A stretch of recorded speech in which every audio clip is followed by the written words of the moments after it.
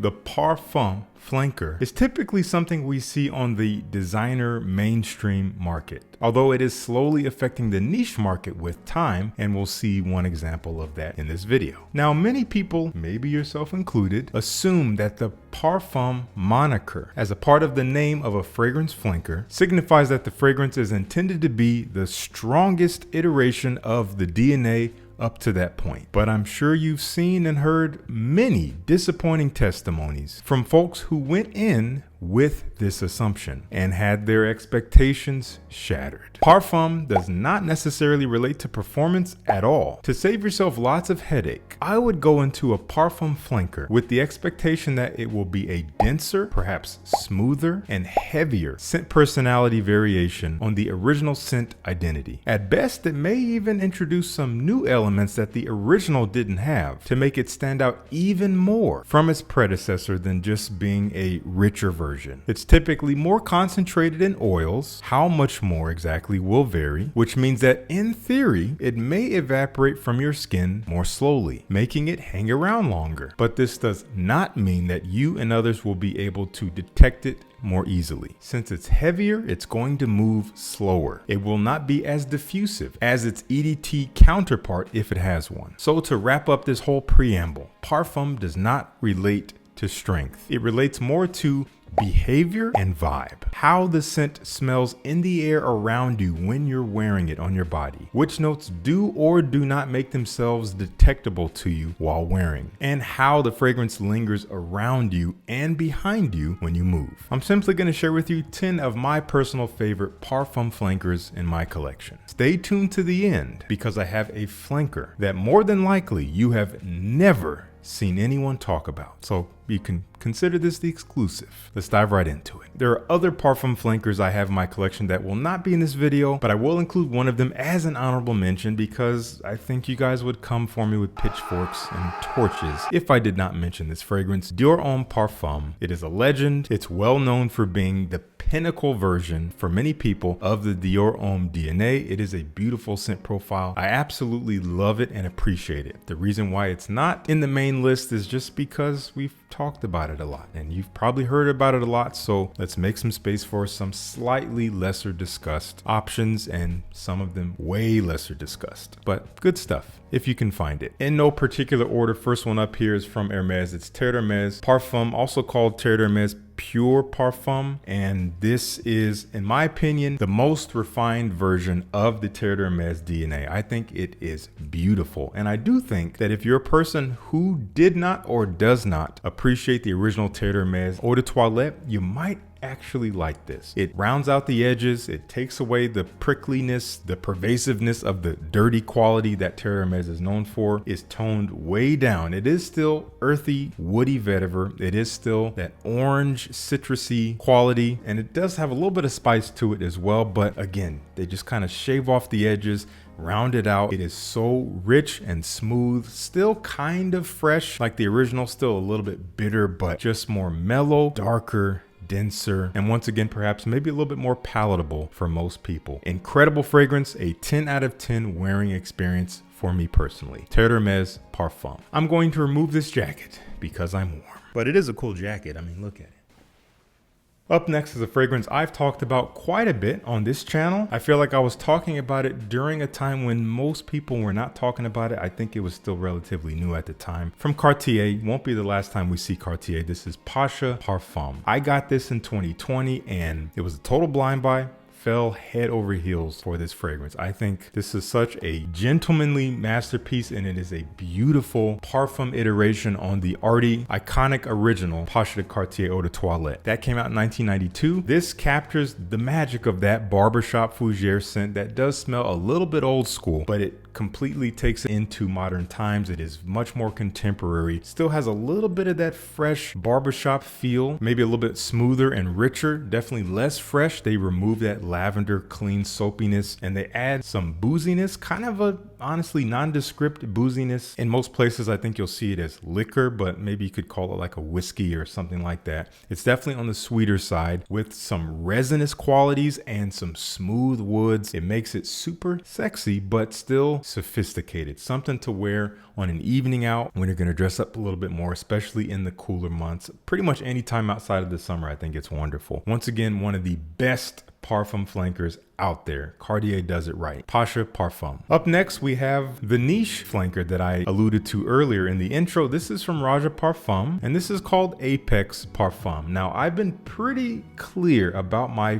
feelings and opinions on this fragrance. How do I feel about the scent? I think the scent is fantastic. I absolutely love the wearing experience. I already loved the Eau de Parfum version, and this version keeps things simple by simply being a richer version of the original. It doesn't really add anything to the original DNA, doesn't do anything new. It's just deeper, more condensed, and honestly maybe a little bit stronger. The heightened performance of this seems to be a byproduct of the higher concentration, and I actually prefer the wearing experience of this to the Eau de Parfum. But my only hesitation with this fragrance is that it is redundant. In fact, it came out so close to the original, which is kind of head scratching. It's almost like someone leaked it and then they had to go with it. I doubt that's the case. I'm sure it was intentional, but I want to say it was within like a 6-month period that this came out after the EDP, which is strange. So you have a choice between this and the EDP, and this is quite a bit more expensive. So for that reason, although I do like this a little bit more than the EDP, I would have to recommend the EDP over this one unless you've tried the EDP and you want something just richer and you're ready to take the plunge. Then yeah, get a sample of this. I'll link to what I can find down below. So it does a fine job. It does functionally what a parfum flanker typically does, but it's not all that different from the original. Apex Parfum. We got to feature this modern classic from Dior. This is Eau Sauvage Parfum. This is the 2017 edition. It originally came out 2012. That edition can no longer be found easily, and it is a little bit different to this one, but if you haven't tried that one, you'll get the same magic here. They just replaced a few elements, and this is another example of how Dior really knows how to do parfum flankers. It is the original Eau Sauvage DNA, which is a citrus aromatic known to have a bit of this mossy base, but mostly kind of lemony, overall citrusy and bright, with some herbs and moss and a little bit of woodiness. It's simple scent profile, but it's utterly timeless and classic. And this takes that DNA and again condenses it. It is not as fresh, not as open and bright. The citruses are not as forward. They're a little bit more muted. It's a little bit more bottom heavy, perhaps a little bit sweeter and just broader. There's a resinous quality added to this one, which again fills out the scent, makes it more robust compared to the original. Something that could easily become a little bit too much if you overspray it. So be mindful with this, and it may smell a little bit mature to some of you guys, but I think it's a wonderful scent. I do have to kind of be in the mood for it, but I highly appreciate it, and I can easily recommend it for those of you guys looking for a rich designer profile that has a sophistication to it. Eau Sauvage Parfum. Let's talk about Tom Ford. Tom Ford is no stranger to the parfum flanker, and this particular one is one I think is pretty well liked. This is Noir Extreme Parfum. Weird name because it feels very redundant and superfluous, but it is what it is because Noir Extreme existed before this, and now we have the parfum version of it. So yeah, I get it. They had to just roll with it. This is rich and sweet, has an alluring quality to it. I believe there's a good little bit of cardamom in here, adding this fresh, spicy, beautifully seductive quality that just shines and thrives on a cooler evening when you're dressed to impress. This is great date night material. This is great just going out semi-casually material, and it is indeed a richer version of the original, but honestly, in my opinion, not terribly different. If you have the original Noir Extreme, I would just hold on to that. You may not need this one, but it's good. I can't deny it. I do like it. The DNA is good, so I like this. That is Noir Extreme Parfum. If you happen to try this next fragrance, this most likely will be an example of what I talked about earlier in the intro, which is a parfum flanker that does not perform in the way you might expect. So just keep that in mind, and this is going to apply to more than just this one. This is from Hermes. This is Voyage Hermes Parfum. I think this is a masterpiece. This DNA is wonderful, perfumed by Jean-Claude Elena. Oh man, I don't have the original version. I have smelled it, but it's been a few years. Oh, this is so good. This is this dark green, earthy, fresh, citrusy, woody scent. There's some spice in here from cardamom, but it's much more on the fresh herbal side of things with the addition of tea in this fragrance. A good little bit of lemon and this deep green woody base that ultimately it's all kind of subtle. It all doesn't just hit you at once. It moves slow when you smell it.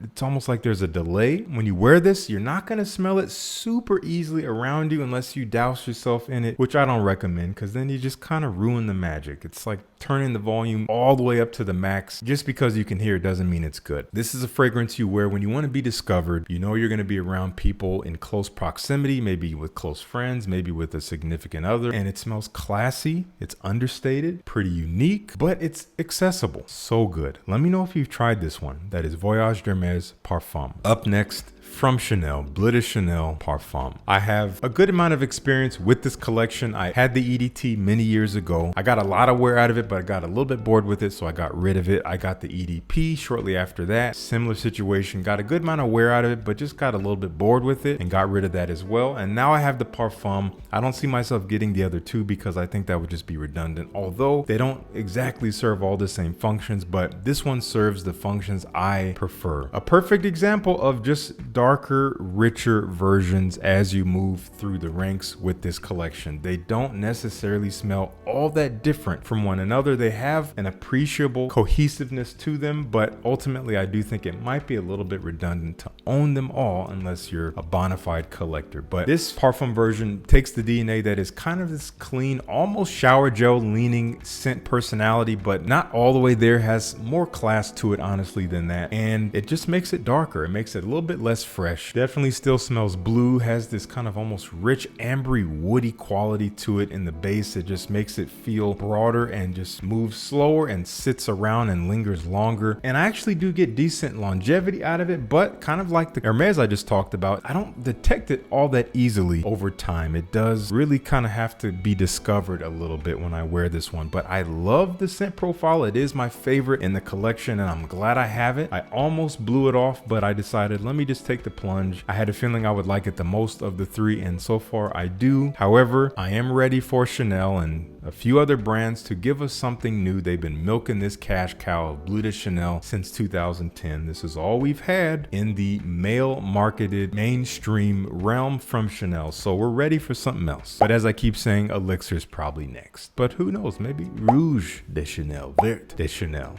We'll see. That's Bleu de Chanel Parfum. Brand new to the market from the House of Guerlain, at least at the time I'm recording this. They just released over the past several months a trio of parfum flankers, of which I've only tried one, and these are flankers to some of their most popular offerings. We have the L'Homme Ideal collection with their own parfum flanker. We have the Habit Rouge collection with its new parfum flanker, and now we have the Vetiver collection with its parfum flanker. And I went into this fragrance having read some reviews, which is always a little bit of a mistake, honestly, because then you get this preconception in your mind that you might have to break when you finally do get the scent if it doesn't quite match up to what you're expecting. So just take information like this with a grain of salt. But I went in with the idea that this was going to be redundant to the original EDT, which I do have and I enjoy and appreciate. And I'm glad to know that it's not all that redundant. It is an example of what I talked about earlier, which is a parfum flanker that does introduce a little bit something different that sets it apart from the EDT. This is still green, grassy,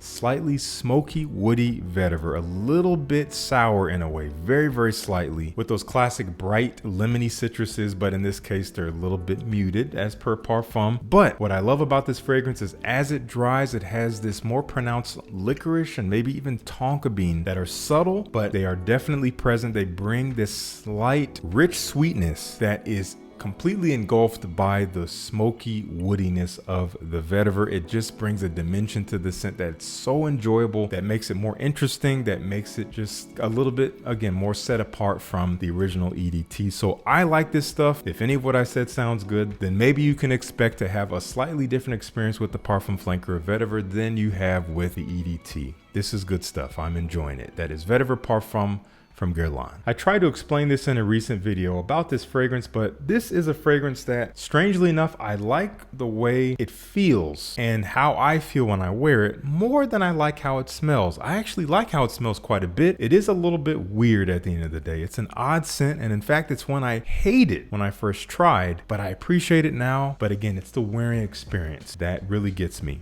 This is Fahrenheit Le Parfum from Dior. Yeah, if you've never tried this fragrance, you get it for the first time, you spray it on, you're gonna think it's weird. It is a little bit odd. It's not gonna be for everyone. It is its own thing. It's clearly tied to the original Fahrenheit DNA, but it is its own new personality. It presents some elements that its predecessors did not have. In this case, it's a little bit less fresh with the violet leaf. It brings this boozy vanilla feel, and it also brings this almost black licorice feel. And if you're not a fan of licorice, then you may not like this, but I think it's what really gives it its personality next to that rum and vanilla. It's a beautiful scent profile. It smells super classy. It smells very different while being alluring in a unique way. It's something I like to wear just a few sprays of in the cooler weather going out when I'm going to be a little bit more classy, or at least going to try to be. And once again, I love the wearing experience more than I love the scent. I know that's weird, but let me know if you can kind of relate to what I'm talking about. There's a difference between feeling it and smelling it around you versus spraying it and smelling it like this and experiencing it directly. It's just a different vibe. That is Dior Fahrenheit Le Parfum. And our final fragrance, if you skipped here just because you wanted to know what this fragrance was that I alluded to at the beginning, then I feel sorry for you. But you're here, I'm here, we're all here. We might as well talk about the fragrance. So this fragrance is once again a Parfum flanker. It was provided to me. I did pay for it, but it was made available to me by a subscriber here. I appreciate you so much for allowing me to pick up this fragrance. This is from Cartier. This was, I believe, an exclusive flanker, maybe to the Middle East. I'm not entirely sure about that, but I scoured YouTube. I could not find any reviews of this fragrance, at least on YouTube. It is on Parfumo, and I think there's at least 1 or 2 reviews there that are really brief, and it's not even on Fragrantica. From the Lanvin collection. This is Lanvin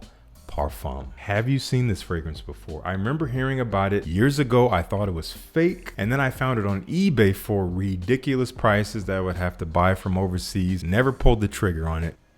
Man, if you know the original Lanvin, which you might not even like because it is a peculiar scent profile that is beautiful based on violet leaf, honey, and woods and iris. It's sweet but kind of fresh, powdery, woody, very gentlemanly. This takes that DNA and it brings this leathery nuance to it. I think there's a bran note in here, which is kind of bread wheat-like in a way. Definitely I get that vibe, especially with the texture. The honey sweetness is still here, still a little bit of freshness with that violet leaf, but it just has a different twist on the personality. It is kind of its own thing, and it's quite strong, which once again is maybe a byproduct of the concentration, but this stuff was really pushing off of my skin when I wore it just one time. This is not for the heat, so I'm not going to get a ton of wear out of this coming into the summer, but I am so thrilled to have this very hard to find fragrance in my collection. But you let me know and let everyone else know, have you tried Lanvin Parfum? Again, not a whole lot of talk out there, so maybe I'll be one of the few. All right, that's going to do it for me. I would love to know what you think of these Parfum flankers if you've tried them, and I would love to know your experience with Parfum flankers in general. Do you find yourself typically expecting them to perform better than their less concentrated counterparts and maybe finding yourself disappointed, or do you find that they always perform better for you and that's usually what draws you to them? Again,